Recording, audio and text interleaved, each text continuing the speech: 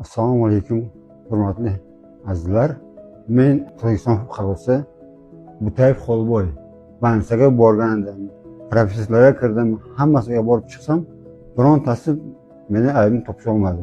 Mana Xudoga shukr, yor birodarlarim topib, kelib shu O'zbekistonga, Toshkentga kelib operatsiya, lazer bilan operatsiya qilib, mening kasalimni bir kun o'rtada topishib berishdi.